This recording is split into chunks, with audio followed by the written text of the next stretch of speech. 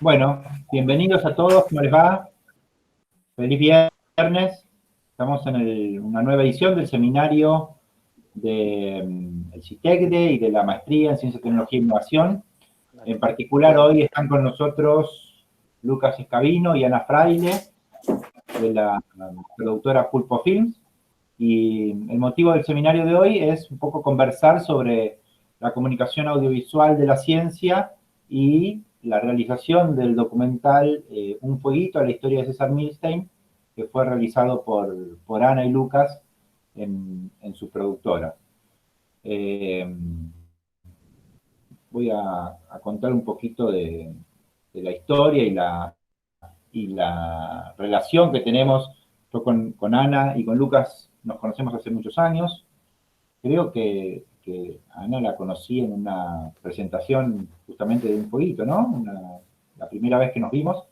Y a partir de ahí siempre tuvimos como ganas de hacer algo juntos, de trabajar juntos.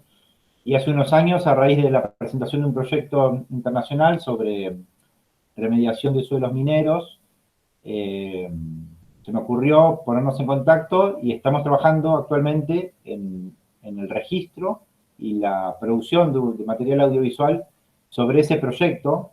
Justamente también es un proyecto científico-tecnológico con un componente muy fuerte de transferencia de tecnología y de vinculación social.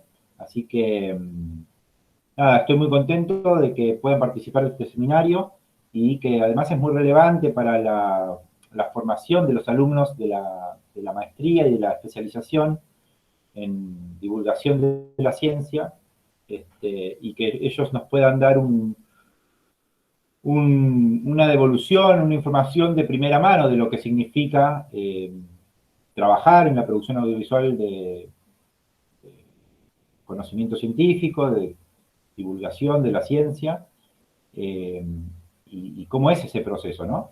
Así que, bueno, bienvenidos Ana y Lucas. Sandra está con nosotros también, Sandra, que es la directora de la especialización y la coordinadora de la orientación en comunicación y divulgación de la ciencia. No sé, Sandra, si querés decir algo. Sí, quería comentar una cosa, que en realidad nosotros tanto en la maestría, digamos, como en la especialización, tenemos un seminario, ¿no? que es sobre comunicación de ciencia y tecnología en medios audiovisuales, y en realidad, allá lejos y hace tiempo, cuando empezamos con esta carrera, con el 2011, en realidad una propuesta que no prosperó en su momento fue que la especialización en divulgación tuviera una orientación específica, digamos, como un foco específico en la propuesta de la comunicación audiovisual, ¿sí? Eso fue una propuesta que, bueno, que estuvo, sí, que yo era una de las que estaba impulsando, digamos, con poco éxito, pero justamente porque, bueno, si nos situamos también en ese momento, ¿no? Vamos a pensar que estábamos en un momento en el que estaba habiendo también como un auge, podemos decir, para la producción nacional de lo que era comunicación audiovisual en ciencia y tecnología, es la época que se estaban armando los nodos audiovisuales, ¿no es cierto? Bueno, una época que fue bastante interesante, me parecía que era un momento muy propicio para impulsar este tema. Bueno, por cuestiones nada, académicas, internas de la universidad y qué sé yo, bueno, después quedó esto solamente como un seminario, pero yo sigo sintiendo que a casi 10 años de eso, digamos, y la comunicación pública de la ciencia y de la tecnología en su formato audiovisual, digamos, sigue siendo un campo todavía con muchísima necesidad de formación, donde la formación es muy, todavía la producción que hay, digamos, no siempre es especializada, quienes la producen, digamos, los puntos de vista son distintos, me parece que es un campo en el que hay muchísimo para trabajar.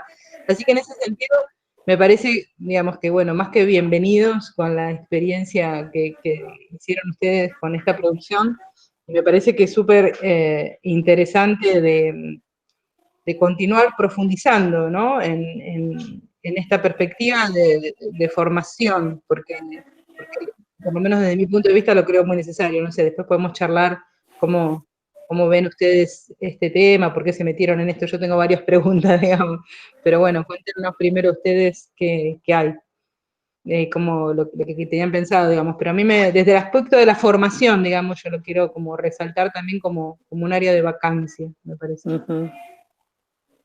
Sí. Bueno, buenas tardes a todos. Muchas gracias por la invitación. Lugo, ¿querías decir algo? No, saludarlos también, agradecerles la posibilidad del encuentro y de la charla. A nosotros nos entusiasma mucho lo que hacemos y nos gusta mucho comunicar lo que hacemos en general. Y en particular, al menos yo le tengo mucho amor a esta película, que fue la primera película que realizó Ana, mi socia, que están aquí viendo. Que es una historia, porque es una historia muy personal, una historia que parte de motivaciones muy personales de Ana y su relación con César, su tío abuelo, y a la vez porque se planteó como todo un gran desafío. Recuerdo ahí por el 2007 recibir la propuesta de Ana de empezar, al menos me comentaba, digamos, estoy haciendo unos registros sobre mi tío abuelo, y así fue todo, ¿no? Esa fue como la primera vez que hablamos de lo que posteriormente terminó siendo un fueguito. Pero esos registros, desde esa intención inicial de hacer registros sobre su tío abuelo a lo que después fue la película, fue un gran camino, digamos, fueron varios años de trabajo y de esfuerzo en función de contar una historia de vida, pero también una manera de hacer ciencia. Sí, nosotros justamente para hoy teníamos pensado hacer como unos correlatos entre lo que es el proceso de construcción del relato y el proceso de construcción científica del relato audiovisual, digamos. Y porque en definitiva ambos campos relatan una historia. Tienen objetivos distintos, tienen formas distintas, pero encontramos nosotros paralelismos y los encontramos no porque tuviéramos preconceptos ni hubiésemos estudiado inicialmente sobre esto, sí habíamos estudiado sobre el relato audiovisual o el relato dramático, pero me parece que lo fuimos aprendiendo justamente con esta película. Cuando yo empecé con esta historia en el año 2000, justo César estaba en Bariloche, nos encontramos para un fin de año, para el fin de año del 2000, entonces yo le dije que estaría bueno hacer una película, que yo estaba por terminar la escuela de cine y que por qué no hablábamos al respecto. Porque a él le gustaba un montón filmar. Parte de lo que le gustaba filmar eran acciones, cosas que pasaban. En general eran caminatas o viajes o cosas en las montañas, pero digamos, le gustaba registrar alguna acción, algún suceso. Y hablábamos un montón de eso. Se había comprado una cámara nueva, entonces le parecía que después del Super 8 la cámara que tenía era lo mejor que existía y ahí íbamos. Y durante un par de años, hasta el 2002, estuvimos hablando sobre la idea de hacer una película. A él le parecía que lo que vivían los jóvenes en la ciencia en ese momento, para el año 2000, 2001, era muy grave, se estaban enfrentando a una dificultad que tenía que ver con el pedido de grants, de financiamiento para la ciencia, donde tenían que demostrar resultados antes de haber hecho el trabajo. Y necesitaban participar de grupos grandes y tenían una serie de conflictos que él veía que para la juventud eso era algo muy complicado. Y desde ese momento encontramos paralelismos, porque yo le dije, bueno, a nosotros nos pasa lo mismo. Si uno dice que va a hacer una película, tiene que demostrar anticipadamente los resultados de esa película, tiene que decir cuántos espectadores va a tener, qué impacto va a tener la película.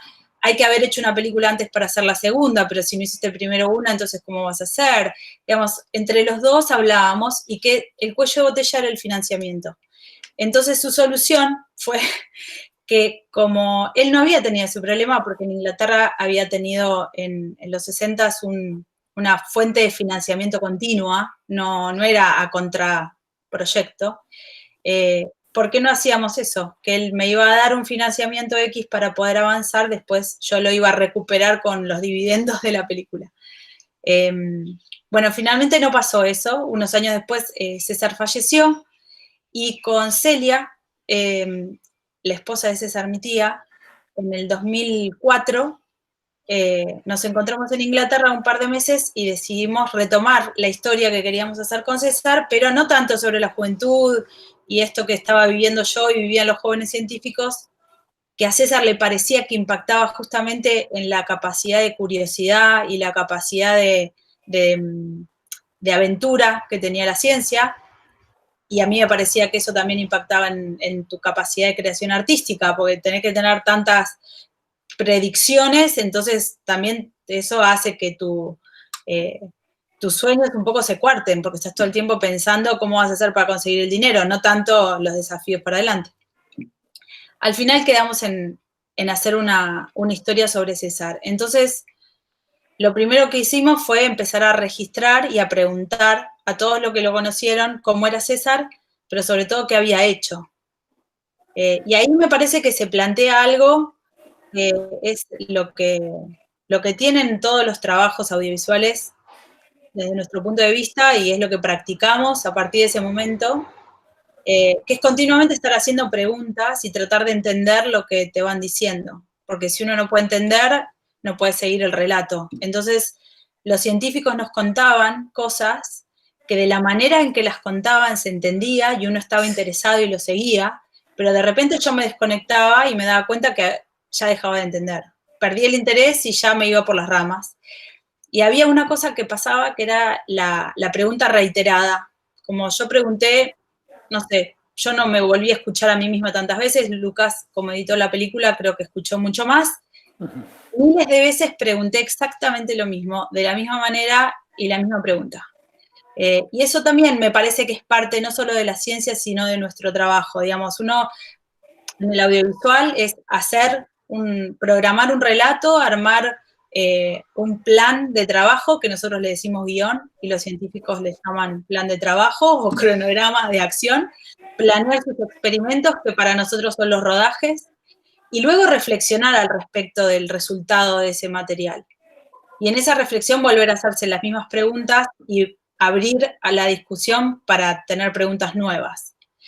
Todo ese proceso lo hicimos más o menos entre el 2004, que yo empecé, llegué a Buenos Aires con un montón de cassettes que se los mostré a Lucas. Como estaban todos en inglés, lo que hicimos fue ir yo contándole en español lo que esta gente decía en inglés, lo cual también hizo todo un desafío intelectual sobre cómo interpretar lo que un científico decía en inglés al español. Y a partir de toda esa reflexión, en el 2007 más o menos nos pusimos a editar. Y para entonces, o 2006, empezamos a ver que faltaban cosas. Justamente eso era la discusión y la reflexión sobre el material que teníamos. Era como abrir preguntas acerca de el personaje de César, el personaje científico César, y su investigación, que era muy complicada, porque nosotros justamente, y creo que es el desafío de quienes hacemos la comunicación audiovisual, tenemos que mostrar en imágenes y en sonidos cosas que no necesariamente entendemos profundamente. Y un poco con esta película pasó eso. Entonces encontramos a través de los diferentes materiales que yo fui registrando intuitivamente, una lógica y un orden de eso. Y así como la filmación había sido muy caótica, cada vez que iba a Inglaterra filmaba, y yo iba muy a menudo, y encontraba gente y volvía a hacer la misma pregunta, o sea, había entrevistas a la misma gente N veces, a ninguno de ellos les molestaba que yo les preguntara siempre lo mismo, y nunca dijeron nada al respecto. O sea que era como también nos enteramos que César también hacía eso, como hacer siempre la misma pregunta y volver otra vez y volver otra vez. Y como a mí nunca me terminaba yo no terminaba de entender lo que me decían, evidentemente volví a preguntar lo mismo y me lo volvían a explicar. Creo que la vez que más lo entendí fue cuando me lo explicaron en español, que es lo que decidimos poner en la película porque fue lo que entendimos. Entonces el proceso de construcción de este relato se basó un poco en primero en prueba y error, en registrar y después darse cuenta que lo que se había registrado no servía y buscarle la vuelta, y después poder trabajar los diferentes materiales que habíamos registrado. Entonces, mi parte, la que yo hice sola, en realidad, fue salir como a la aventura a cazar una historia, que no sabía bien cuál era, pero yo sabía que César era muy interesante, Celia también, habían vivido muchas cosas en paralelo, que su descubrimiento había sido muy importante para el resto del mundo, pero no había sido el hito fundamental de su carrera científica, sino que su carrera científica yo sabía que iba por otro lado también, y que los monoclonales habían sido como una parada en el camino. Sabía que habíamos hablado, porque en la familia se hablaba mucho sobre política y economía y demás, que éramos todos muy críticos de las empresas de biotecnología, y al mismo tiempo, bueno, estaba el planteo de cuál es el rol del científico, del autor, del capital, cuándo uno se convierte en un capitalista o cuándo no, si es posible convivir con la ideología de uno en el mundo en el que vivimos. Digamos, todas esas cosas estaban presentes, lo que pasa que muy desorganizadas. Entonces, justamente lo que me parece que lo rico en esto, y que pasa en todas las historias de ciencia, porque los científicos van contando lo que hacen, es uno el que necesita organizar el relato para que luego el que recibe esa historia reciba una historia. Con César nos dimos cuenta que había muchas historias porque él tenía un montón de líneas de investigación y era muy difícil descubrir cuál contar.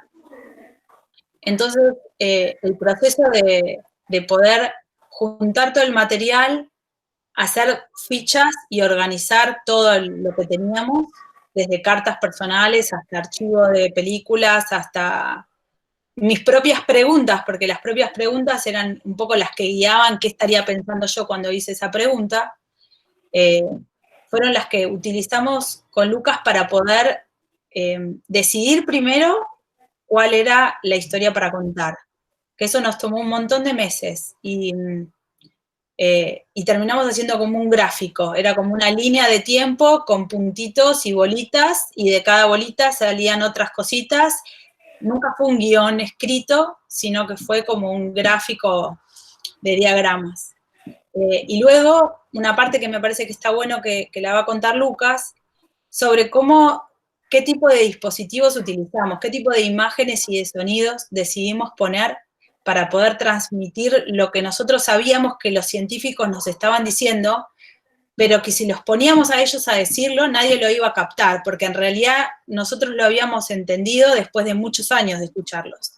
Y eso también es un desafío, porque los científicos son muy convincentes. Entonces, si uno queda prendido a la narrativa que tienen, parece que está claro como el agua, pero en realidad sacada de contexto y recortada, pierde sentido y sobre todo pierde emoción, que en definitiva es lo que queríamos lograr, era emocionar a quien miraba, así como nosotros nos emocionábamos cada vez que escuchábamos las historias. Digamos, los personajes que fueron entrevistados para esta película lloraban cuando hablaban a veces. Entonces era como cómo transmitir esa emoción. Entonces lo dejo a Lucas, que ya hablé mucho, para que siga. Sí, bueno, hay como un doble proceso en el gran proceso de producción audiovisual, si se quiere, que tiene que ver con dos tareas que son la misma tarea, pero en realidad son complementarias, absolutamente complementarias. La primera, la que Ana contaba muy bien, que es lo que se denomina rodaje o registro, que es un momento muy expansivo, es un momento en donde uno a la hora se deja absorber y se está empapando de preguntas, de motivaciones, de interés. Uno se maneja de manera bastante intuitiva también en esa etapa, porque es una etapa de mucha búsqueda, ¿no? Es casi como salir a pescar. Uno intuye algo, que va a haber algo en algún lugar, pero no tiene la certeza, ¿no? Entonces hace intentos y prueba. y prueba, y esto que decía Ana de refinar las preguntas, nosotros llegamos a tener un material de registro total de 125 horas, 130 horas aproximadamente, para una película que terminó durando 78 después. O sea que ustedes ya tienen como una dimensión de la magnitud de las cosas que han quedado fuera de la película, ¿no?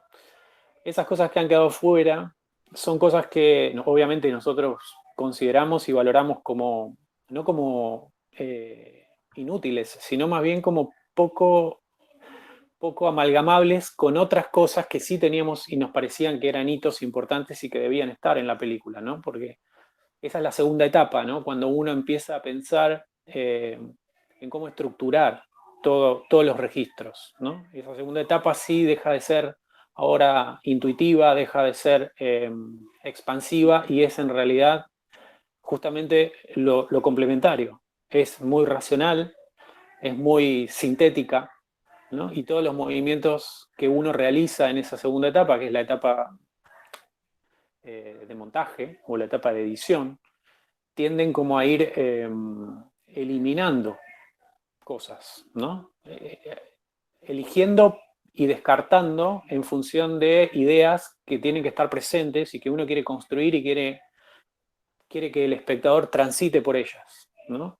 De una manera muy emocional y lógica a la vez, ¿no? Es un ejercicio bastante interesante el hecho de construir de esa forma en el audiovisual, porque la imagen y el sonido apelan mucho a la emoción y apelan también a que el espectador se relaciona con acciones y con conductas a las cuales tiene que encontrarle sentido. O sea, tiene que asimilar lógica de por qué la gente hace lo que hace en pantalla, ¿no? Sea que uno tiene que ir siguiendo el desarrollo lógico de una exposición que un científico hace, como el hecho de ver a alguien haciendo algo en silencio, ¿no? Y uno debe entender en algún momento por qué está haciendo y qué está haciendo, ¿no? Es algo bastante inherente al hecho del registro. Uno cuando está en lo cotidiano y observa a su alrededor a la gente trabajando, moviéndose, uno tiende a intentar anclar un sentido de esa acción. Y si uno no, en apariencia no la entiende, uno intenta buscarlo y proyecta sobre eso que hace aquella persona, y si así no la entiende, uno generalmente desconecta y ya pierde interés, ¿no? Entonces, esa lógica de pensamiento que el espectador construye a lo largo de la película es algo que uno tiene que tener muy en claro en esta segunda etapa, que es la etapa de edición,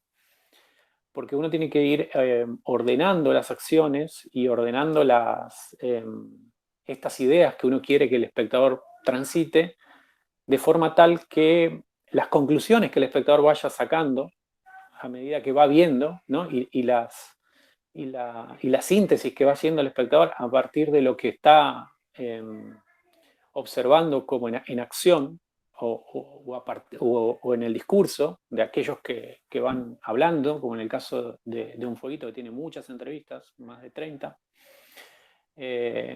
responde justamente al hecho de que pueda sintetizar ideas, ¿no? De que pueda anclar sentido en función de eso que está ahí siendo representado o siendo expuesto, ¿no? Entonces nosotros trabajamos en esa segunda etapa con lo que en el trabajo de formación estructuralista, como es el que yo tengo a la hora del montaje, se denomina premisa, ¿no? La premisa es como el corazón de la película.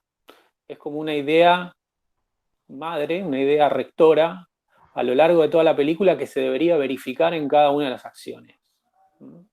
Una premisa condensa una intención, algo un valor que uno lo ve dentro de un personaje o de varios personajes, pero un valor puesto en acción y que conduce a algún lugar, ¿no? Que produce un impacto en el espectador como de saldo, como de moraleja, como de aprendizaje, ¿no? El espectador asimila el valor de una acción, porque hizo esto, alcanza esto otro, ¿no? Entonces con Ana fue una de las primeras cosas, a la hora de mirar el material, una de las primeras cosas que hicimos, intentar condensar una premisa para las acciones. Una premisa que de alguna forma atravesara las dos líneas de relato principales que teníamos, que era la línea de relato biográfico y la línea de relato científico, ¿no? Porque para nosotros el accionar de la ciencia es indivisible del accionar del científico, porque justamente son les científicos los que hacen ciencia. Entonces ahí, en ese sentido, justamente estamos buscando aquella premisa que condensara de manera clara para el espectador esta idea del hacer ciencia y la forma de vida que el científico adopta. Nosotros lo teníamos de manera bastante intuitiva registrado en los materiales. Se trataba solamente de ir depurando esa mirada sobre aquellas cosas que teníamos a disposición para organizar el relato y la premisa era elaborarla. La generosidad genera riqueza. Porque es todo muy simple, digamos. Lo que está diciendo Lucas tiene horas y horas y horas de laburo, pero en realidad, una vez que uno llega a esa premisa, no debería ser más que una oración simple de sujeto y predicado. Entonces, nuestra premisa era eso, que la generosidad genera riqueza. Claro, esa premisa está ahí presente en la película desde la primera acción. Lo que pasa es que el espectador la asimila hacia el final, cuando termina de transitar lo que es el audiovisual y cuando tiene esta idea de unidad, cuando entiende que la película se está terminando, entonces repasa mentalmente todo lo que acaba de ver, ¿no? Lo que fue viendo, estas ideas que fue construyendo a lo largo de toda la película, y construye ese valor. Nosotros, en todo caso, lo que vamos a hacer finalmente es, a lo largo de toda la película, permitir que el espectador condense esta idea, permitir que el espectador asimile esta idea de que la riqueza efectivamente es el resultado de un ejercicio de la generosidad, ¿no? Entonces, cada una de las acciones que nosotros íbamos elaborando o íbamos colocando dentro de la película, o íbamos considerando para que sean parte de la película, ¿no? Pues después, en un segundo momento, uno tiene que, obviamente, ordenar las acciones, las escenas, las secuencias, ¿no? Es como bastante orgánico el trabajo en ese punto, porque uno va de lo particular hacia lo general, ¿no? Va desde las pequeñas acciones del espacio-tiempo de la escena, que uno considera que son hechos que le suceden a alguien en un momento concreto, hacia la idea de unidad total de la película, que es cuando el espectador ya entiende que se terminó lo que está viendo y entonces puede extraer ese pequeño saldo que le deja la película, esa reflexión final, que va a ser muy lógica en función de todo lo que estuvo construyendo durante 90 minutos, que es la duración aproximada de una película, un largometraje, ¿no? Puede ser un poco menos. Pero en ese sentido, entonces el trabajo de montaje es un trabajo que de alguna forma ordena esta forma de asimilación de las acciones y de las motivaciones y de los valores puestos en acción, puestos en movimiento por o el discurso o las acciones visuales, ¿no? Y los sonidos, ¿no? En ese sentido, nosotros entendemos que la representación dramática, ¿no? A la cual apela la realización audiovisual, o sea, la dramatización de hechos, independientemente de que se trate de un documental o una ficción, pero en ese sentido responde a una lógica bastante dialéctica, que incluso adopta el hecho de ir entendiendo y de ir confrontando, ¿no? Ideas, ¿no? Esta idea nosotros inclusive nos maravilló y nos entusiasmó cuando lo estábamos pensando así para poder construir la estructura dramática de la película, el hecho de poder entender que esto también le sucede a los científicos, ¿no? El científico necesita confrontar ideas constantemente, necesita ponerlas a prueba, ¿no? Y de hecho esa confrontación que nosotros íbamos generando en relación a las acciones de César, necesitábamos que el espectador las asimile como el valor, aquello que César quería hacer y los problemas que enfrentaba.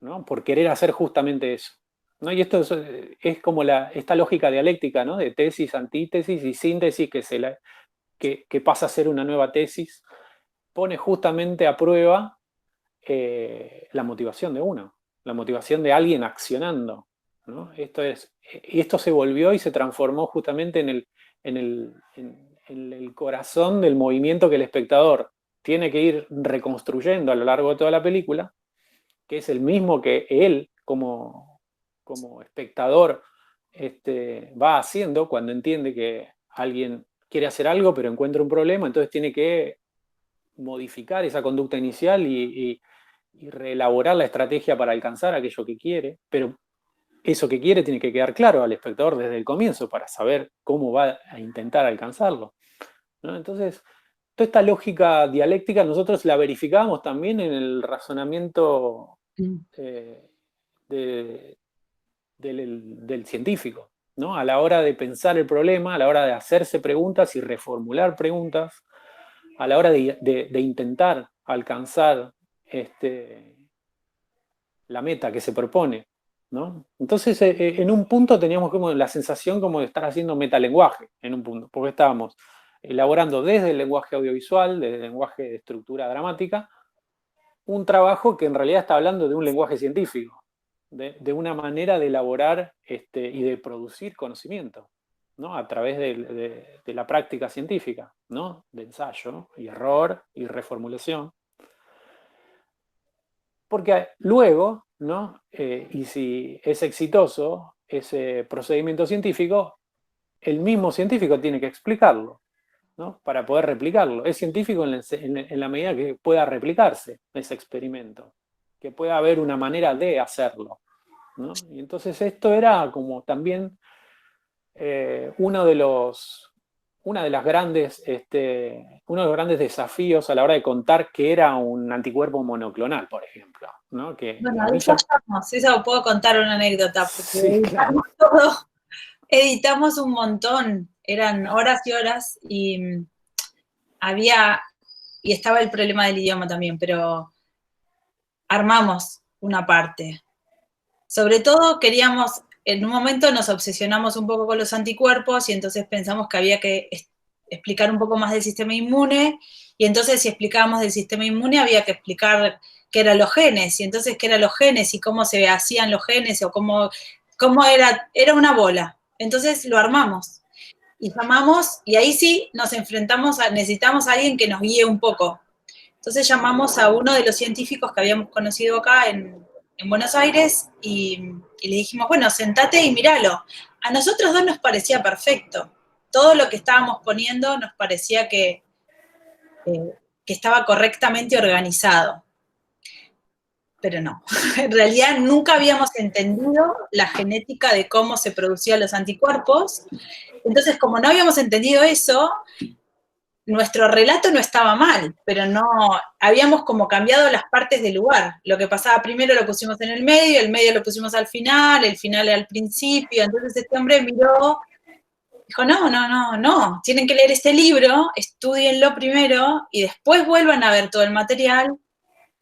Hicimos eso y nunca más pusimos todo eso, porque en realidad no era ni siquiera necesario, digamos, nos sirvió a nosotros para poder bajar a tierra y poder hacer el proceso que decía Lucas, más allá de que nos daba pena, porque lo decían de una manera muy graciosa todos, cómo explicaban todas las cosas, pero justamente generaba esto, que uno no sabía ni de lo que estaba hablando por momentos. Uh-huh.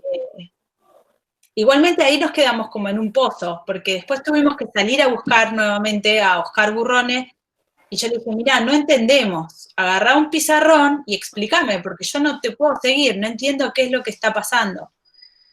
¿Cuál es la importancia? Y me parece que había una frase que decía siempre Celia, que nosotros todavía nos repetimos, probá. Era como si tenés que probar algo, probá, y fíjate a ver si funciona. Si no funciona, volvés para atrás, pero nunca como dejar de hacer, porque quizás sí funciona. Y eso que hacíamos así también era muy profundo, me parece, porque en realidad, si uno se pone a pensar en relación a la historia de César, si no hubiese probado eso, que él, nadie le daba mucho crédito a lo que estaba haciendo, no hubiese funcionado. Después resulta que no funcionó, pero le buscaron la vuelta y volvió a funcionar, digamos. Esa forma curiosa de encarar los problemas y de buscar una solución, creo que fue algo que encajó muy bien con la forma de trabajo, sobre todo del montaje, no del registro, porque el registro necesitó de quien es muy prolífico en la generación de materiales, y de una forma caótica en el sentido creativo de lo caótico. Entonces es cierto, es como las dos cosas se juntaron, y cada uno de nosotros dos, creo, como que tomó un rol muy líder en uno de los aspectos, pero cuando venía el otro, intuitivamente, porque no fue un acuerdo, pero lo hicimos así, porque funcionamos así los dos, se relega un poco, como que le da lugar al que tiene como un poco más la coordinación de ese momento. Entonces, en general, a mí me daba pena, como no vamos a sacar eso, como me daba emoción el recuerdo de lo que había sido incluso la filmación. Yo tenía como una relación muy cercana a todos ellos. Digamos, ayer, el miércoles, cuando veía la película, como que me sentí muy triste, porque en realidad hay un montón de esas personas que ya no viven más, por ejemplo. Como que iba contando todas las personas que se habían muerto en estos últimos 10 años y me dio mucha impresión. Entonces está muy bueno esa confianza y ese trabajo en equipo, que creo que a la hora de los trabajos de audiovisuales de ciencia, o uno lo tiene con su par audiovisual, o si no, lo tiene que tener con su par científico. Yo creo que la dupla entre quien trabaja en ciencia y quien trabaja en el audiovisual es muy importante en ese sentido. Lucas antes decía lo de la premisa, y me parece que es re lindo para compartir, porque nos habíamos hecho cuatro líneas que las teníamos puestas. Una era la premisa, que era la generosidad que genera riqueza. La motivación de nuestro personaje era la curiosidad. El desarrollo iban a ser estas dos líneas, el de los conflictos personales y el de los conflictos científicos, y finalmente íbamos a demostrar cómo alguien que tiene a la curiosidad como su motor de vida y lleva adelante y puede resolver los conflictos tanto científicos como personales de la manera que lo fue resolviendo César, termina generando mucha riqueza para sí y para todos los que lo rodean.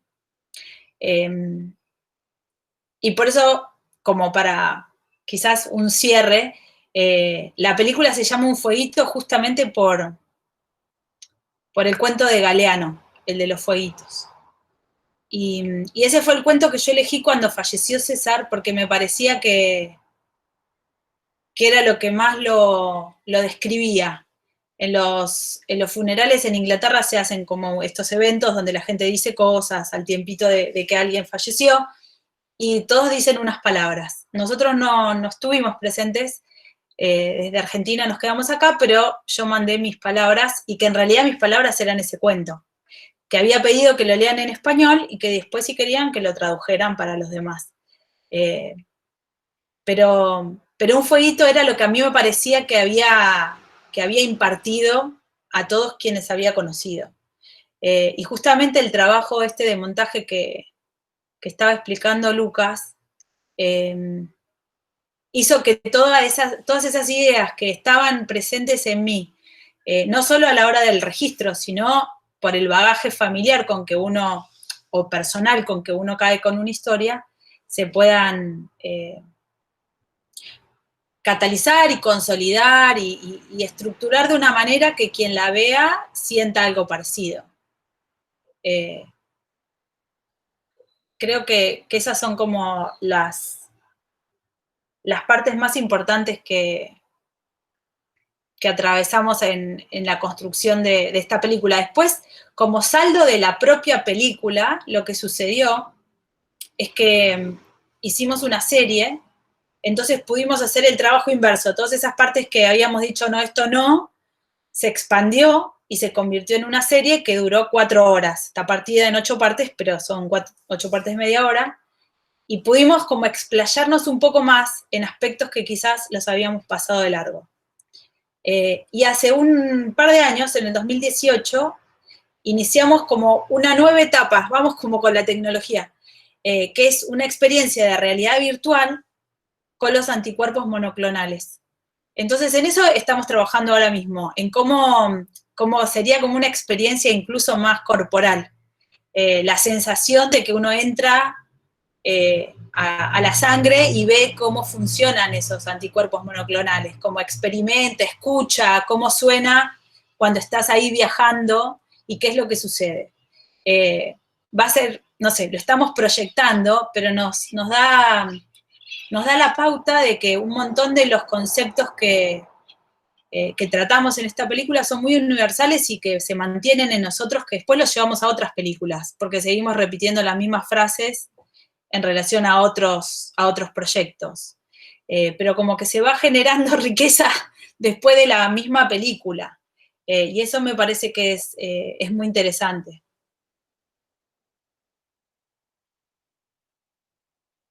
Ay, no se escucha, Lu. Estás muteado, Luciano. Perdón, que se me cortó la Luciano, no, comunicación. Lucas, perdón. Me olvidé de que Lu. Quería decir que sí, que en realidad en la comunicación en general, ¿no? Como para hacer una reflexión en función del sentido de lo importante, digamos, a comunicar a nivel científico, pero en realidad eso vale para cualquier forma de comunicación que uno elabora, es generar interés. Si uno no entiende la forma de generar interés en aquel y de predisposición, ¿no? Y de de aquel que se dispone a escuchar o a mirar, nunca va a haber algún tipo de comprensión, nunca va a haber algún tipo de asimilación, nunca va a haber algún tipo de reflexión final, ¿no? Porque el riesgo más grande que se corre es justamente la incomprensión, ¿no? Y eso genera distancia y genera desconexión,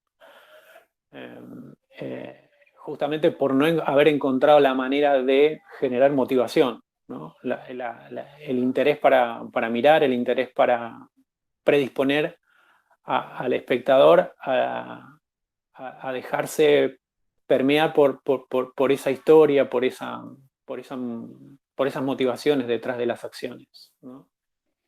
Eso es como uno de los faros a la hora de construir cualquier tipo de comunicación, sea científica, como el que estamos hablando ahora, o de cualquier otro tipo.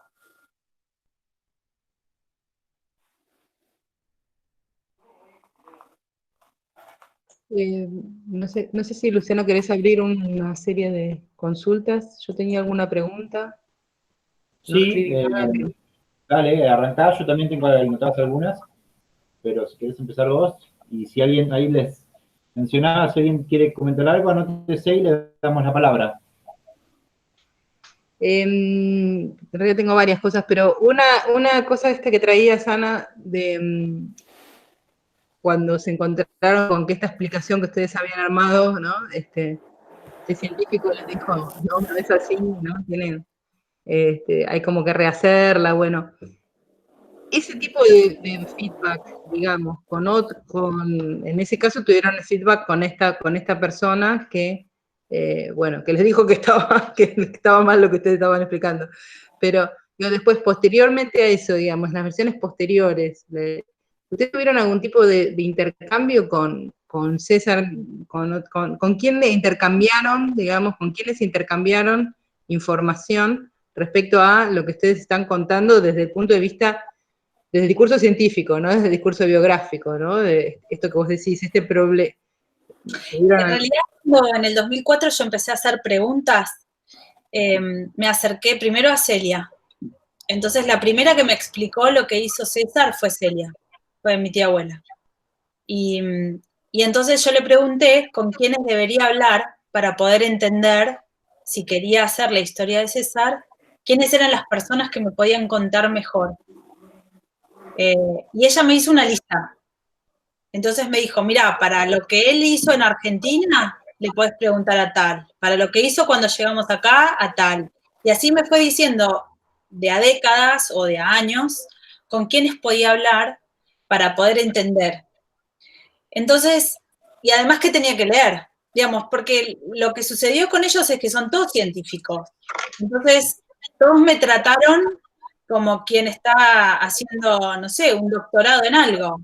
Primero que asumían que yo era científica. Como un becario, como una becaria. Ellos pensaban que estaba haciendo, digamos, el PhD en algo. Entonces, la primera sorpresa era cuando yo entendía lo que me decían y ellos se desayunaban que yo en realidad no era científica. Después hacían una cierta justificación que porque venía de una familia científica seguro que iba a entender. Como que les costaba un poco el hecho de que por leer podía entender. Y lo cierto es que los papers que escribía César en los 60s, que fueron los que más utilizamos nosotros, porque fue como el eje, no eran fáciles, pero eran mucho más fáciles que los papers que podríamos leer ahora. Digamos, el paper que él escribió, el inicial, digamos, la punta del ovillo de todo esto, lo escribió en el año 66 y creo que tiene 3 hojas. Y es una simple propuesta de una teoría. Entonces, claro, yo lo leí porque me dijeron, tenés que leer primero esto. Lo leí. Y después me sentaba con cada uno y les decía, pero cuando él dice esto, ¿qué quiere decir? Entonces me explicaban. Y tampoco es que uno no es ignorante, entonces, digamos, había un interés, y si yo estaba interesada era porque un poco conocía cómo funcionaba el cuerpo humano, el sistema inmune. Entonces, entre las explicaciones, entre lo que yo conocía, las explicaciones de Celia, y las clases que me iban dando día a día, todos los científicos con los que yo iba charlando, iba teniendo una suerte de curso intensivo de inmunología y anticuerpos monoclonales. Claro que según con quién hablaba, me contaba la parte que a esa persona le interesaba. Porque además, obviamente los científicos sabían que yo iba a hacer un documental que en algún momento se iba a ver. Entonces, cada uno contaba la parte donde él estaba involucrado con César, no otra parte. Eso estuvo muy bien Celia y me parece que, sin decírmelo, ya lo anticipaba, porque me fue dando nombres de cada etapa, entonces yo estuve siempre cubierta de como todos los momentos. Podía no usar un momento, pero siempre tenía una persona que me hablaba de algo. Después con Lucas encontramos que había cosas en común. Había muchos que las cosas personales de César todos las repetían. Pero eso de ir como aprendiendo fue como muy de a poco, entonces cuando uno hace una pregunta mal hecha, el que sabe se da cuenta que no entendés nada de lo que estás preguntando. Entonces, como que pasaba eso, y a medida que pasó el tiempo, mis preguntas iban teniendo un poco más de contenido. Entonces, pasé de preguntar, no sé, ¿qué es un anticuerpo monoclonal?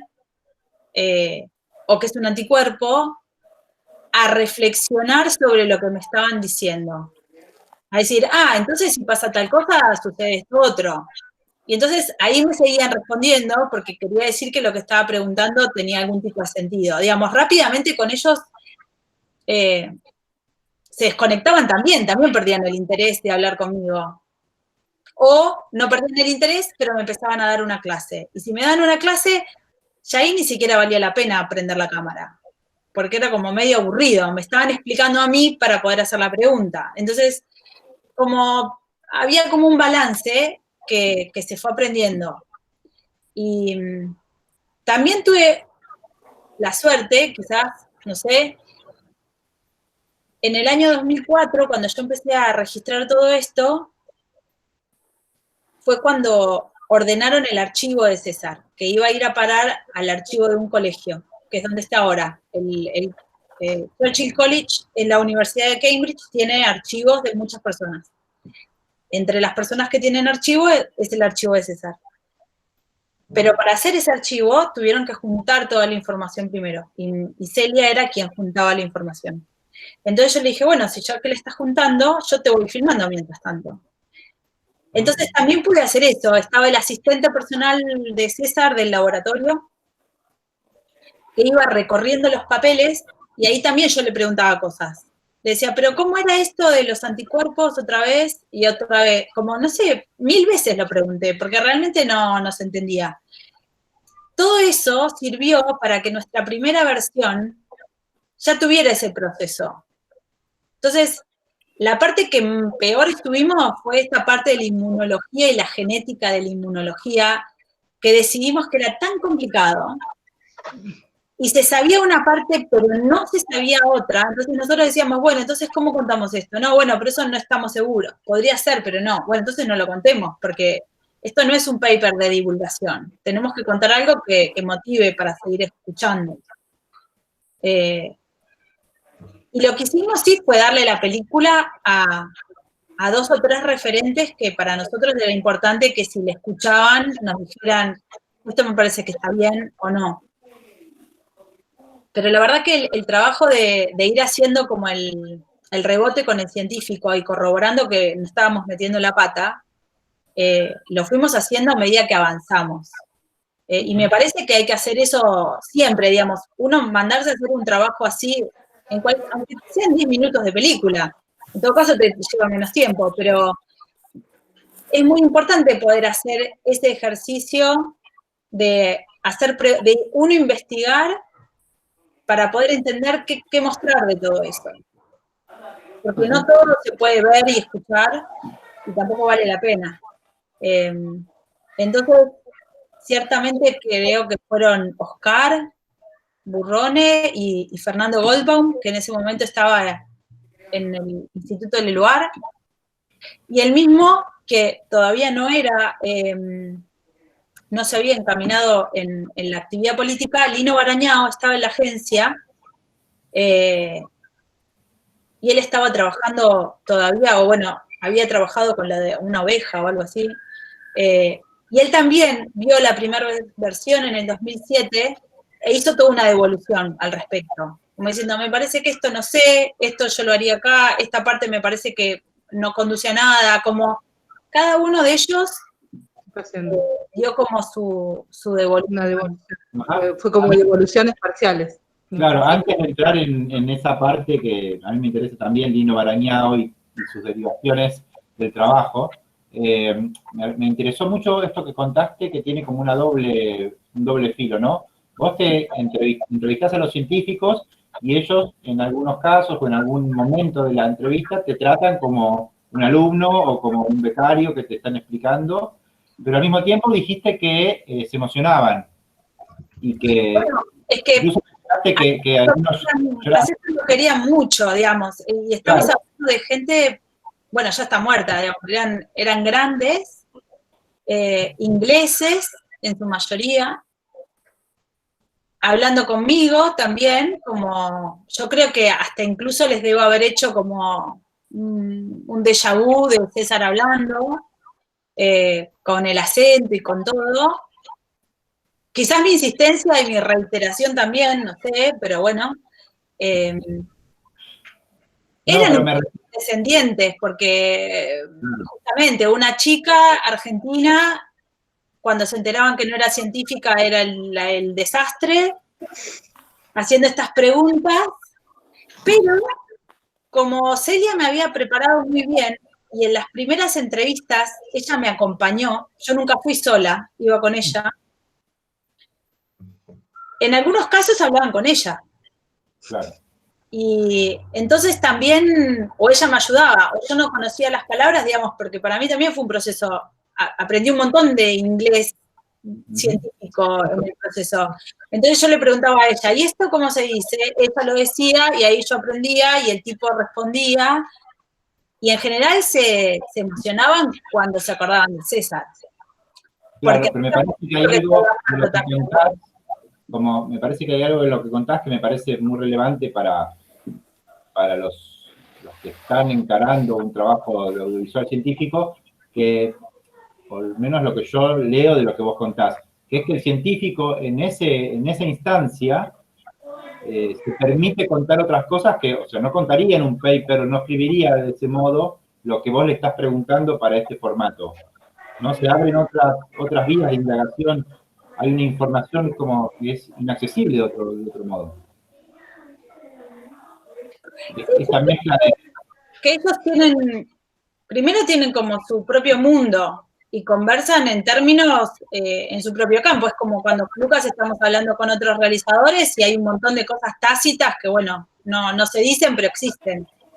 No sé, es decir, la estructura de qué. Nosotros sabemos de lo que hablamos cuando hablamos de la estructura, pero yo les podía preguntar a ellos la estructura y vaya uno a saber, no sé, un ejemplo, por ejemplo, que a mí me parece que no es de un fueguito, pero lo he hecho, es lo de los arbolitos. Para mí era muy importante filmar arbolitos a la hora de mostrar los anticuerpos. Entonces, alguna vez le pregunté a alguno, vos cada vez que ves un arbolito, ¿pensás en un anticuerpo? Y me dijeron, no, de ninguna manera, como no, nunca se me hubiese ocurrido. Un árbol es un árbol, un anticuerpo es un anticuerpo.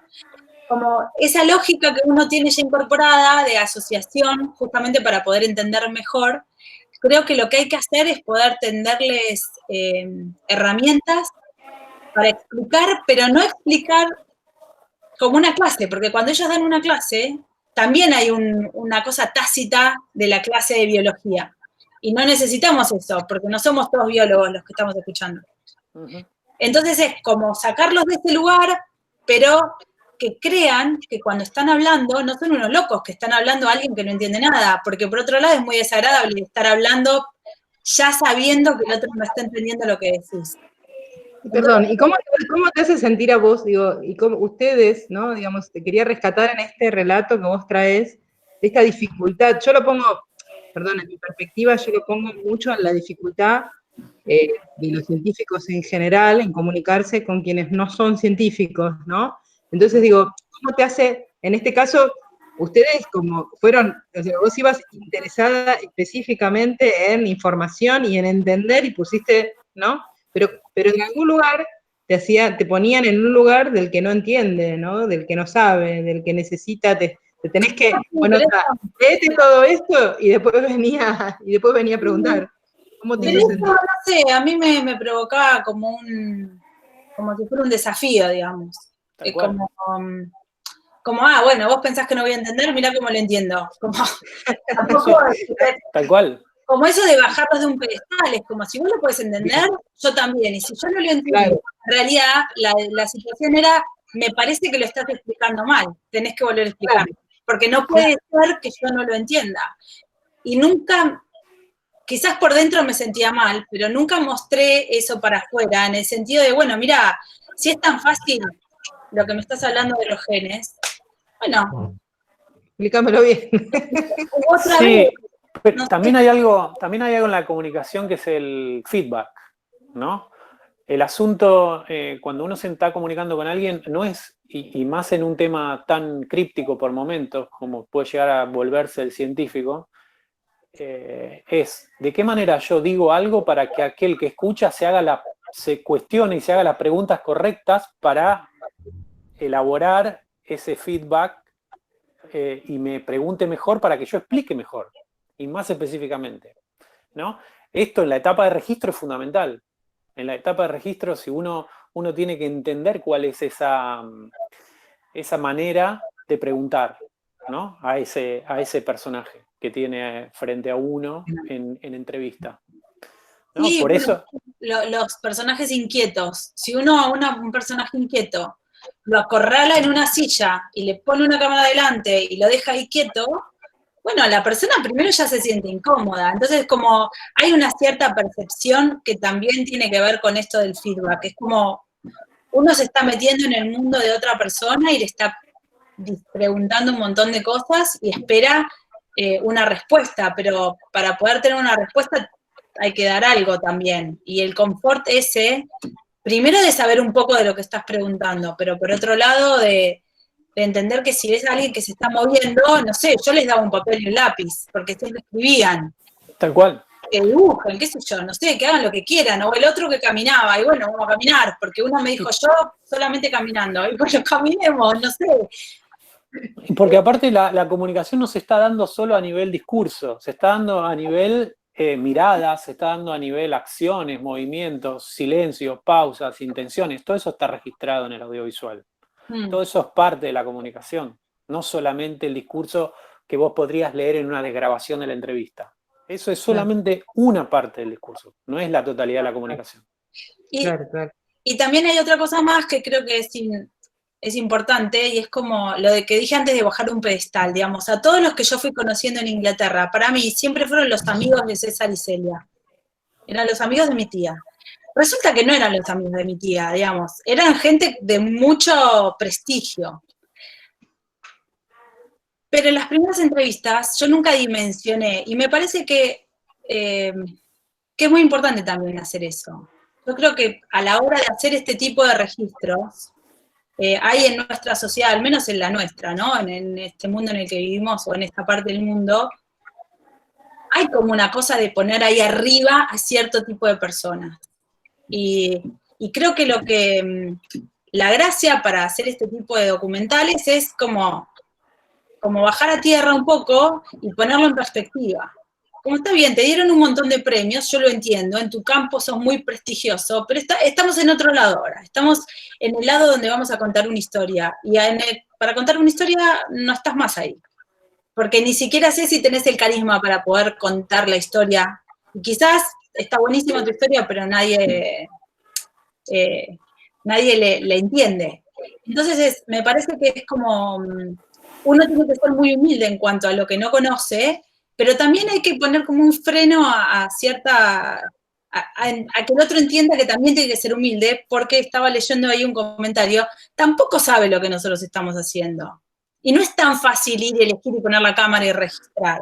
Entonces, todo el tiempo era darle valor a nuestro trabajo como comunicadores, a nuestro trabajo como relatores de historias, y siempre hacer ese paralelo. Vos contás una historia con tu idioma, nosotros contamos una historia con la nuestra. En definitiva, estamos haciendo lo mismo, pero con otras herramientas. Y eso me parece que es muy importante. Tenemos a Damián que quiere hacer una consulta o una pregunta. Bueno. Sí, en realidad, hola, ¿qué tal? En realidad no es necesariamente una pregunta, es una reflexión quizás. Yo vi el documental, no lo había visto, lo vi en estos días, cuando publicaron los enlaces, lo vi solo una vez, y yo, digamos, de César Milstein, lo único que conocía era el nombre. Me sonaba que quizás conocía el nombre porque había ganado un premio Nobel. Pues yo no soy científico, yo soy comunicador. Yo, digamos, estoy en la especialización como comunicador, digamos, y no como científico. Entonces, no tenía, digamos, el bagaje científico, no lo conocía. Y la verdad es que lo que más me quedó del documental es el retrato de él como persona, mucho más que lo que, digamos, mucho más que su investigación científica. Lo cual a mí, digamos, me parece un acierto, si querés. Digamos, no sé si yo vería la película para saber cómo funciona ¿cómo se llama? Un anticuerpo, no me acuerdo ahora cómo se... Monoclonal. ¿Eh? Monoclonal. Sí me pareció que estaba, en el momento que lo veía, me pareció que estaba interesante contado con ese dibujito, con la pelotita y digamos, la llavecita que sobresalía. Digamos, en ese momento lo pude seguir, lo pude entender, y me pareció que estaba bien que no utilizar, digamos, que el objetivo del documental no fuera que todos sepamos cómo funciona un anticuerpo de estos, porque para eso se estudia, para eso se es científico. Y ahí hay una discusión que me parece que sería larga y que podríamos tener, digamos, en el marco de la maestría y de la especialización, que es cuál es el objetivo que se persigue cuando uno hace un documental científico. Porque, primero, por un lado, por todo lo que dijeron hasta ahora, todo lo que ustedes hablaron sobre cómo pensaron estructurar el documental y cómo lo querían contar, funciona para cualquier película.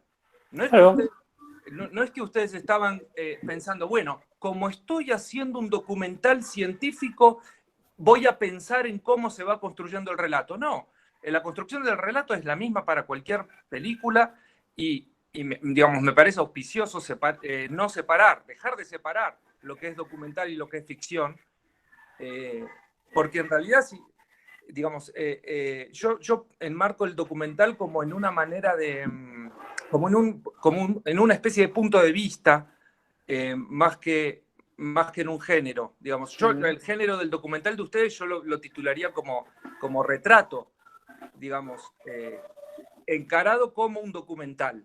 Se podría haber hecho el retrato de César Milstein a través de actores y con un guión, digamos, de ficción, y hubiera seguido siendo un retrato si se hubiera decidido contar estas mismas cosas, ¿no?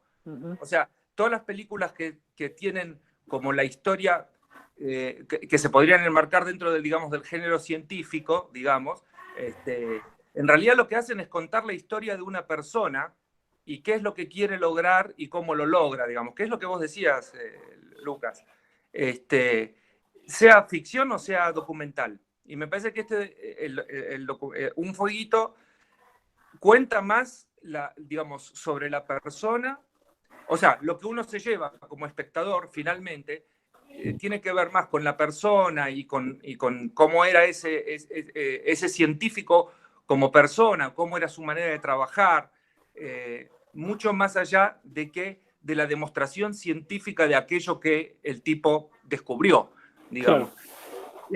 Y yo, digamos, porque hay muchas veces, si el documental se hubiera centrado en tratar de hacerme entender a mí, que no soy científico y que no me interesan específicamente las enzimas o los anticuerpos monoclonales, me hubiera ido a los 5 minutos, digamos, porque no es persiguen distintos fines un paper que un documental científico.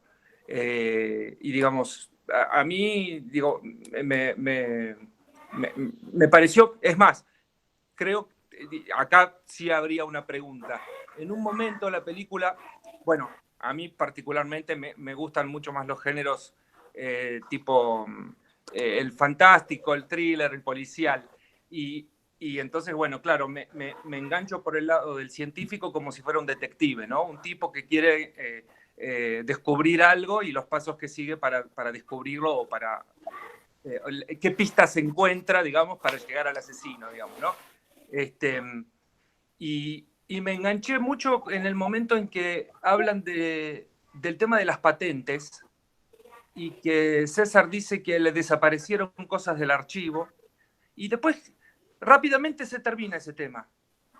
Y no había más para contar sobre eso, digamos, o sea, sobre el tema de la patente. A mí me quedó la idea de como que le habían hecho la cama, digamos, que incluso después le empiezan a achicar el equipo. ¿Eso es así o fue un delirio mío, digamos, o no, quizás no había más material para contar eso, no sé si fue una decisión, eso. Esa es la pregunta.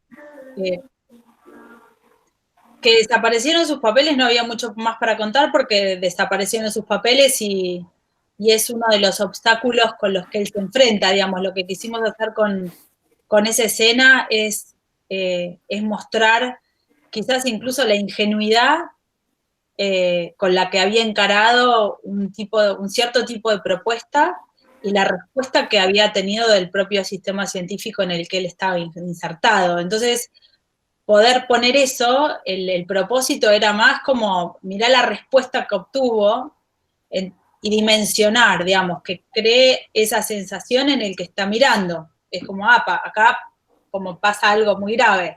En realidad la historia siguió, es muy complicada y siguió de una manera, qué sé yo, no sé. No es sencillo el tema ni de las patentes, en realidad no tanto de las patentes, sino de las licencias que ha tenido el monoclonal en sus diferentes versiones, digamos, es un tema que es como mínimo complejo como son los negocios capitalistas, porque intervienen muchos actores. Yo creo que lo que propusimos en la película es como hubo hasta un momento, que es alrededor del año 84, y en la foto un poco la que elegimos da muestras de la época, donde los científicos tenían la idea de que quizás podían proponer hasta un plan de negocios. Y eso tuvo muy poca tela. Tiene tan poca tela como que te desaparecen las cosas y perdiste la posibilidad de hacer nada. Entonces, estaba puesto un poco para eso, en ese sentido. Eso de que el bien común sea lo prioritario para el descubrimiento científico, que el resultado de las patentes sea repartido equitativamente entre lo más pobre del mundo, qué sé yo, hasta la vista que no. Y cuando hicimos la película ya se podía anticipar. Sobre el tema ese, las patentes, la verdad que hay material, nosotros no nos metimos a seguir investigando ese camino. Hubiese sido mucho más difícil hablar con todas las personas que están en la película, porque todos están involucrados con el negocio de las patentes. Todos son muy ricos gracias a los monoclonales.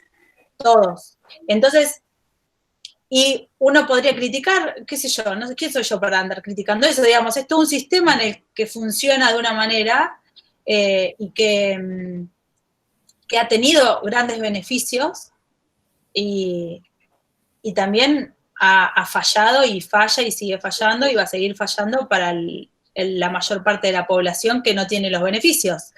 Pero otra vez, explicar todo eso era casi como explicar qué es un monoclonal. La película no tenía esa función, ni de criticar a las patentes, porque es como los derechos de autor, no, qué sé yo, no sé, la propiedad privada es la base del sistema en el que vivimos, digamos, ¿no? Entonces, ¿qué vamos a hacer? Como que una cosa te llevaba a la otra, y en realidad, otra vez, cada vez que nos pasaban estas cosas, las patentes o lo que sea, siempre volvíamos a esa premisa que decía Lucas.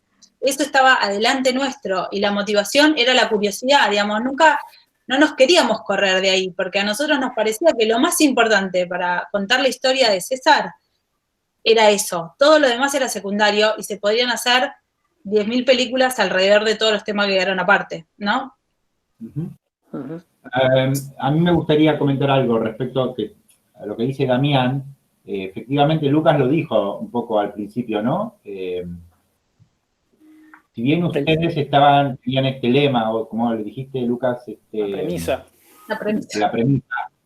premisa de la generosidad genera riqueza, me parece que lo que hay que pensar un poco también es qué cosa es la ciencia, porque ahí está el tema. La ciencia no es el anticuerpo monoclonal o la explicación, sino que justamente las personas trabajando en un contexto con sus dificultades y sus relaciones, y eso sí me parece que queda a mí como plasmado en la película.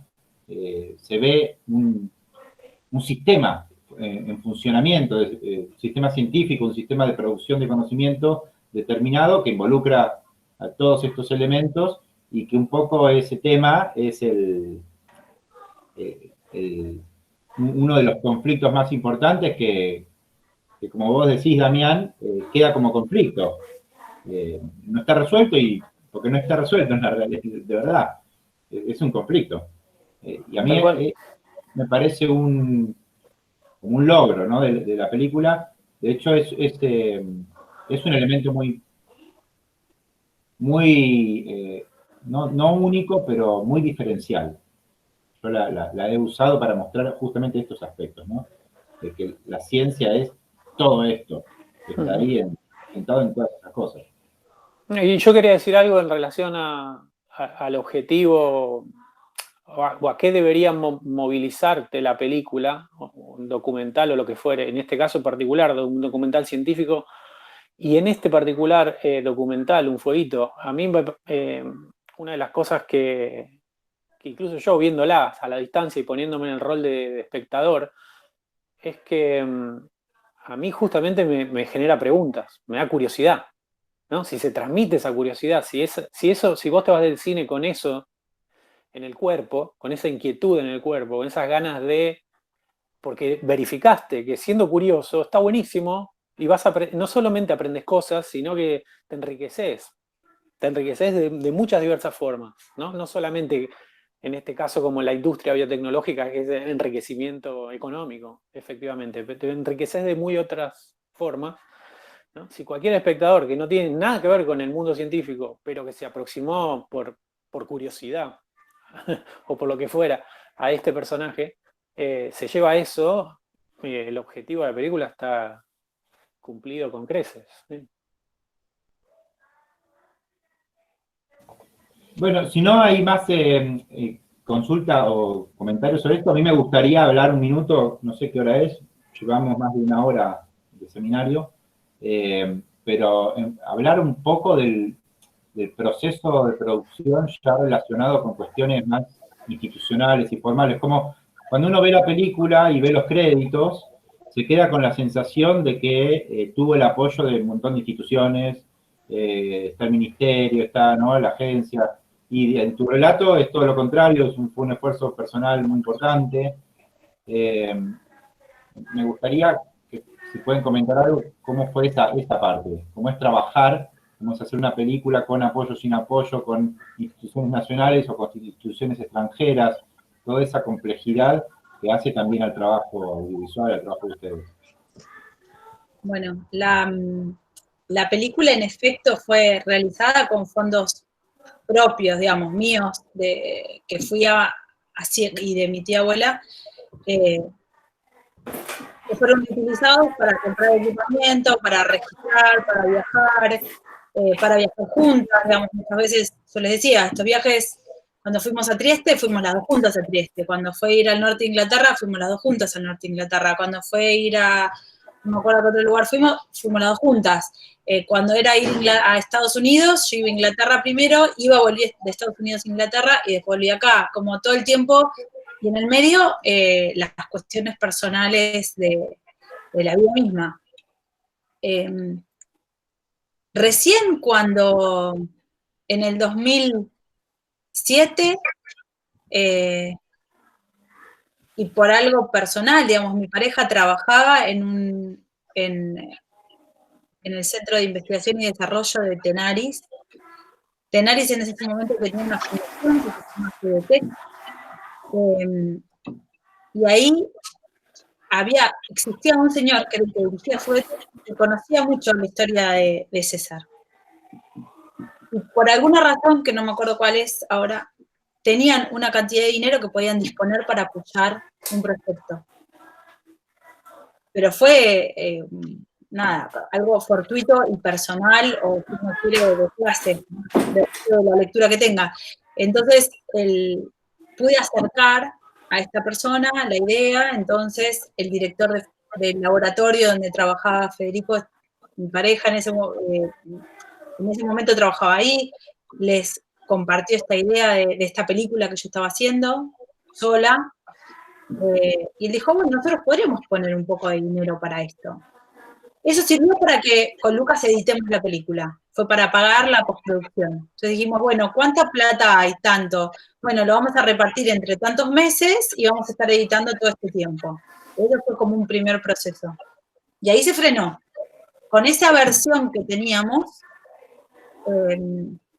Oscar Burrone, desde Trieste, me dijo, pero en Argentina, ¿quién te apoya?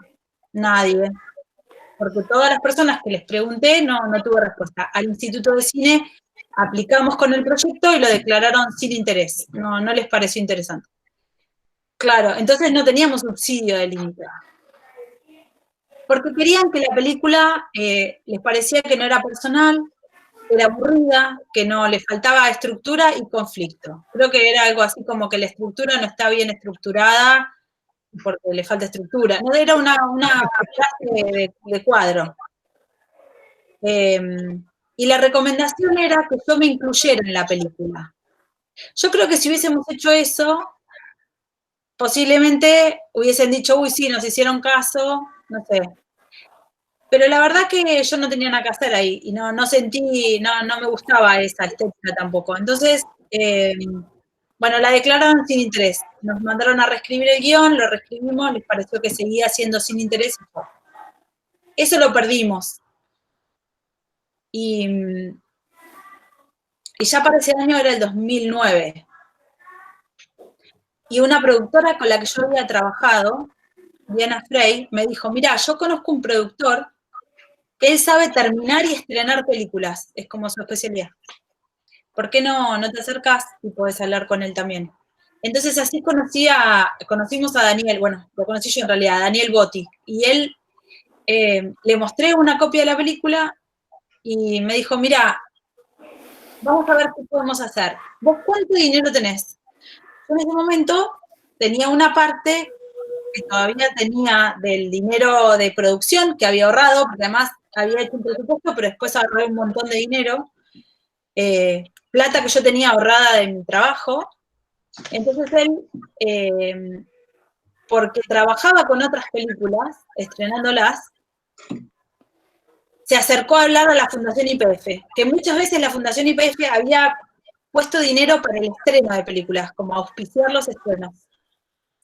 Entonces, él negoció con la Fundación YPF que si nosotros conseguíamos 100.000 pesos, que en el 2009 era un montón de dinero, la Fundación iba a poner otro tanto.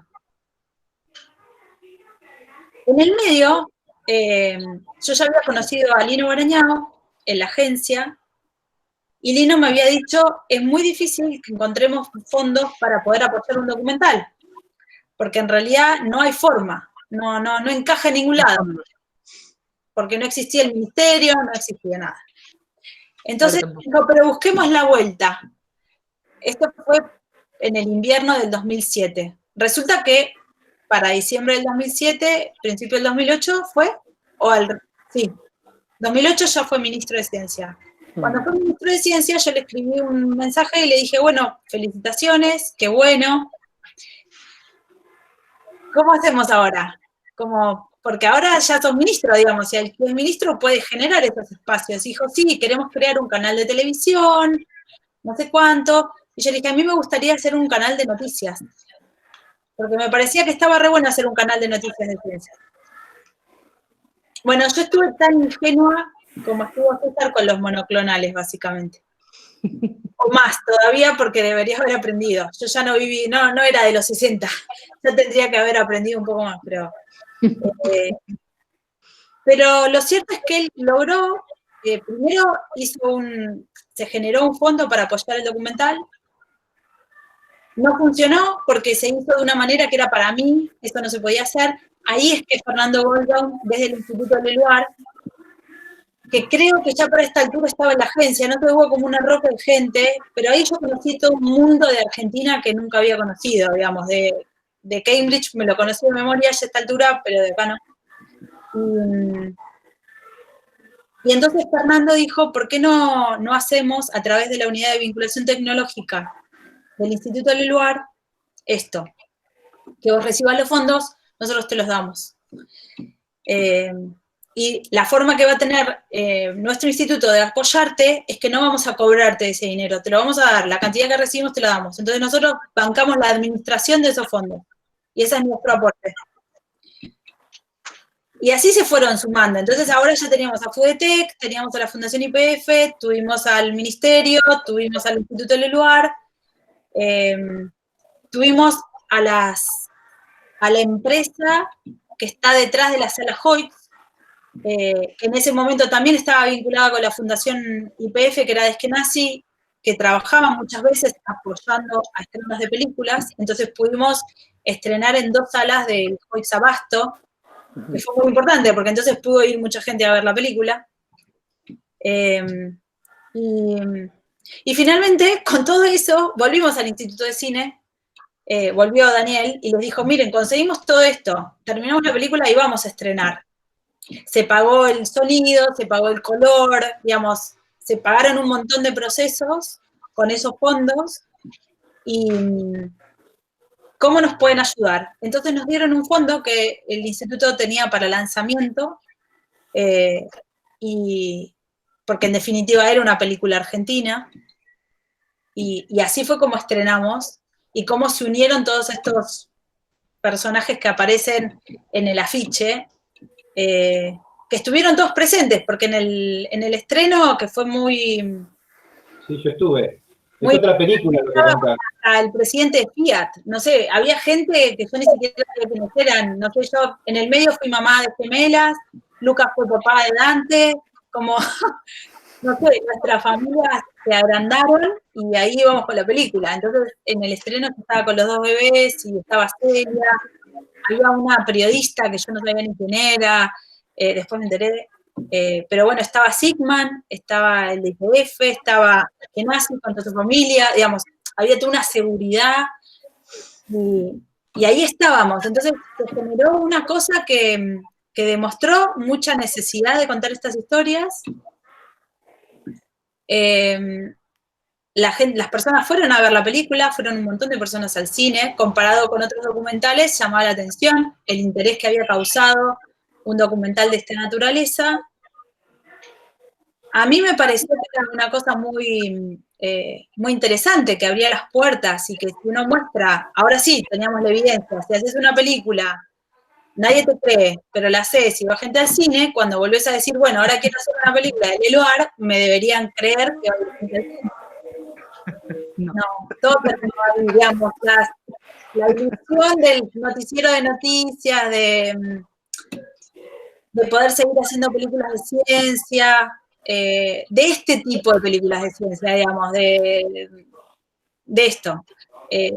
Se acabó y de hecho casi no hubo más películas desde el 2010 en adelante. Ese año nos ganamos un premio que era muy importante, que era el de la Academia de Cine de acá de Argentina, que también debería haberle dado mucha relevancia. A nosotros nos ayudó, porque los puntos que recibimos por haber ganado ese premio nos permitieron seguir haciendo películas. Si no hubiésemos ganado ese premio no podríamos haber seguido, pero pudimos. Pero, qué sé yo, así como recibimos un montón de retribución en el sentido de lo que significó mostrar la película en Inglaterra también, el reconocimiento para Celia, digamos, todo lo que generó en ese sentido, más el trabajo nuestro, estuvo buenísimo. Por otro lado, generó mucho egoísmo. No pudo, no sé, no tuvo, desde mi punto de vista, el crecimiento, ese campo que se merecía, digamos. Creo que para mí, desde mi lugar, está pendiente todavía poder producir esos otros 2 documentales, porque además yo lo veía como, bueno, lo comparto, siempre comparto información, yo lo veo como un triángulo, digamos. Para mí César era como el curioso aventurero que sale ahí por el mundo, Leloir era el científico encerrado ahí en la covacha, y Jusay es el político. Y si uno junta esas 3 cosas, hay un científico, digamos, entre las 3 partecitas. Entonces podíamos hacer como una trilogía. Digamos, ese era como, sigue siendo, yo pienso que es un proyecto muy interesante.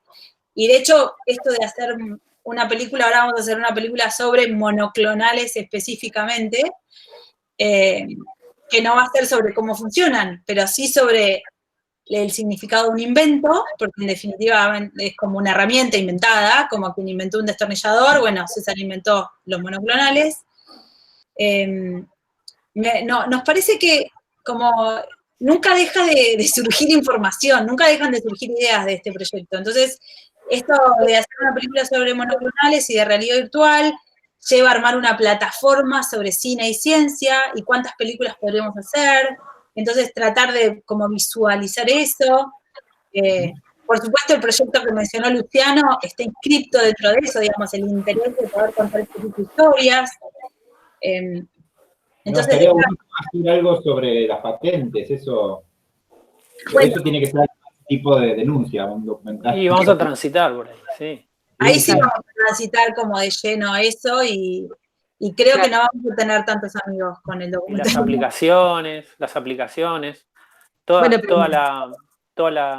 la red de discípulos de César que trabajó no solamente en Inglaterra, sino en el mundo, ¿no? Sí. La forma en que César distribuyó el invento.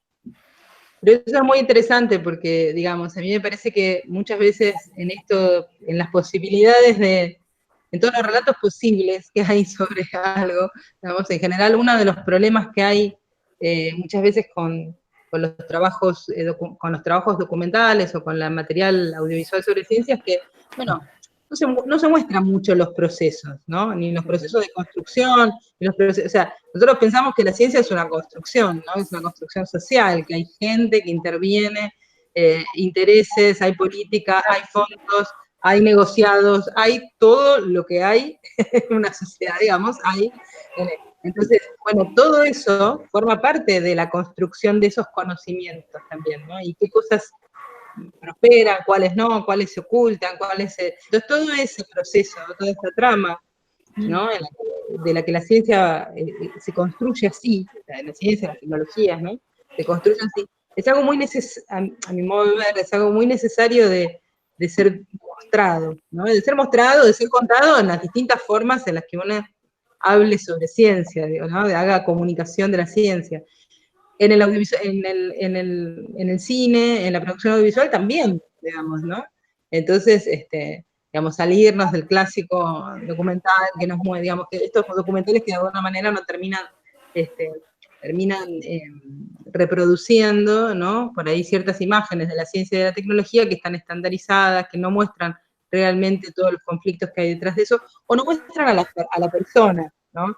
Yo creo que en el caso de Un Fueguito eso es muy fuerte, y que es este aspecto más emocional que decía de alguna manera Lucas, ¿no? Que tiene un fuerte componente emocional, entonces, bueno, vos te metés como en la vida, y está muy bueno eso, ¿no? Meterte en la vida de la persona, digamos, ¿no? Poder relatar desde la gente misma. Entonces me parece que combina cosas, Un Fueguito combina cosas muy interesantes, y desde ya que abre este espectro, ¿no? A otras cosas, a otras historias posibles. Hay 1000 historias posibles para contar, ¿no?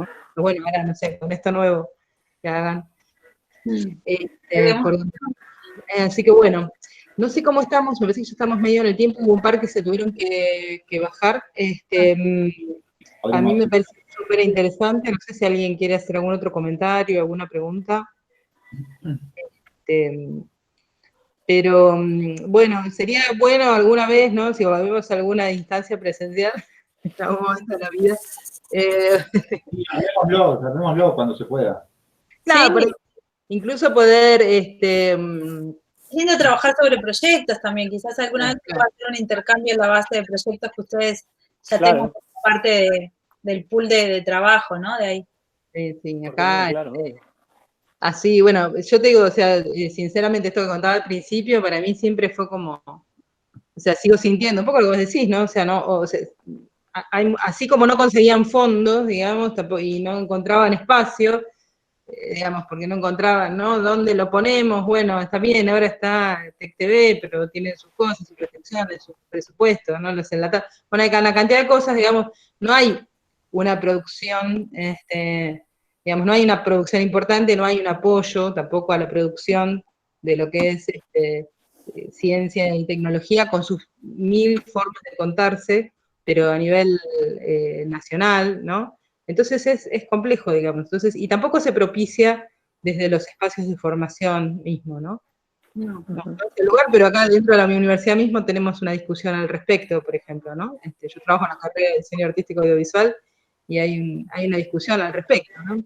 Digamos, como que parece que, bueno, contar ciencia no es lo más importante, digamos, y digamos, y tenemos una carrera donde estamos formando productores audiovisuales, ¿no? Y es siempre una pelea. Entonces, bueno. Para toda una discusión aparte sobre los derechos humanos en general, que me parece que es muy importante dar. Claro. Bueno, por eso, los canales, digamos, las posibilidades son infinitas. Así que bueno, me parece súper válido, súper interesante trabajo, y bueno, y la historia por detrás del trabajo siempre es linda que ser conocida, ¿no? Sí. Así que muchas gracias por participar. Bueno, gracias a ustedes por invitarnos. Bueno, muy lindo, muy interesante, chicos. Yo me quedaría charlando un montón más, pero por ahí después, más adelante, podemos organizar cosas temáticas. Dale, está bueno. Sí, sí. Muy bien. Genial. Bueno, gracias a todos. Gracias a los que vinieron. Nos vemos la próxima. Dale. Buenísimo. Chao. Chao. Chao. Gracias. Chao, chao.